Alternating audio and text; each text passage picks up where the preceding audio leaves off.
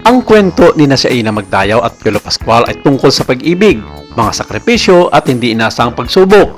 Matagal lang nasa mata ng publiko ang kanilang relasyon, ngunit kumakailan lamang isang malupit na katotohanan ang lumabas. Sa matapang na pag-amin, ibinunyag ni Shaina Magdayaw ang dahilan kung bakit natuloy ang plano nilang idaos ang kasal ni Piolo Pascual at ang dahilan ay may kinalaman sa isang lihim na hindi pa nabubunyag. Sa isang nakakaiyak na panayam, ibinunyag ni Shaina Magdayaw na sa kabila ng kanilang mga taon ng pag-iibigan, napagtanto niya na hindi kayang itago ni Piolo Pascual ang malaking bahagi ng kanyang buhay.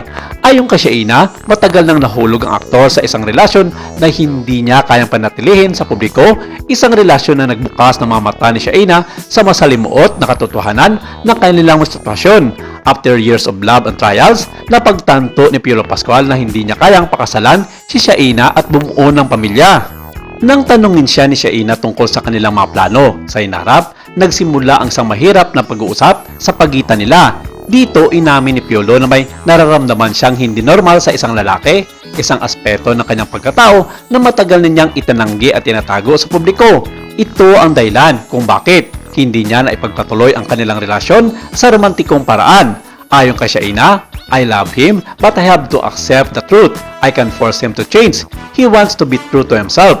Kahit nasaktan, ipinakita ni Shaina ang pagmamalasakit kay Piolo. Ayon sa kanya, natutunan niyang tanggapin ang limitasyon ng kanilang relasyon at nagdesisyon bigyan ng space si Piolo para matutunan nitong yakapin ang tunay niyang pagkatao. Ang pagiging nasa isang relasyon na puno ng sekreto ay isang malaking hamon. Sa mata ng publiko, si Piolo Pascual nakikita bilang isang heartthrob at simbolo ng katatagan at perpektong imahe.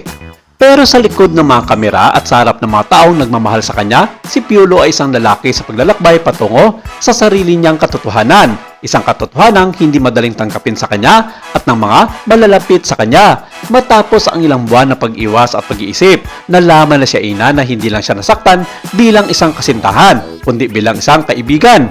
Bagamat nahirapan siya sa mga unang linggo ng kanilang breakup, inayag ni Shaina na natuto siyang magpatawad at gumawa ng paraan para sa kaligayahan ni Piolo Pascual. Sabi pa niya, hindi nawawala ang pagmamahal na nararamdaman ko para sa kanya, hindi na ako pwedeng maging bahagi ng buhay niya ng ganito. Si Shaina ay isang actress na kilala sa pagiging totoo sa kanyang sarili, kaya napakalaga sa kanya na patuloy na tanggapin at igalang ang mga personal na desisyon ng iba, lalo na ng mga mahal niya sa buhay. Bagamat nagdulot ng masakit kay Shaina ang mga pangyayari, natutunan niyang ilagay ang sarili sa posisyon ng pagpapatawad at pagmamahal. Sa mga susunod na araw, marami ang magbibigay ng inspirasyon sa kwento ng relasyon ni Shaina Magdayaw at Piolo Pascual. Ipinakita nila sa publiko na ang mga bagay ay hindi palaging naayon sa plano at hindi lahat ng pag-ibig ay nagtatapos sa isang kasalan. Ang tunay na pag-ibig ay madalas na nangangailangan ng sakripisyo at pagpayag sa bawat isa na magbago at maglakbay patungo sa kanilang sariling kaligayahan.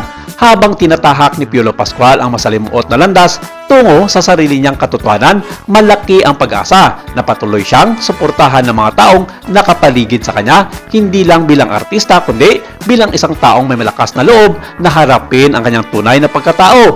Ang kanyang kwento ay nagsasalbing paalaala na ang bawat isa ay may karapatang mahalin at tanggapin anuman ang kanilang background o personalidad.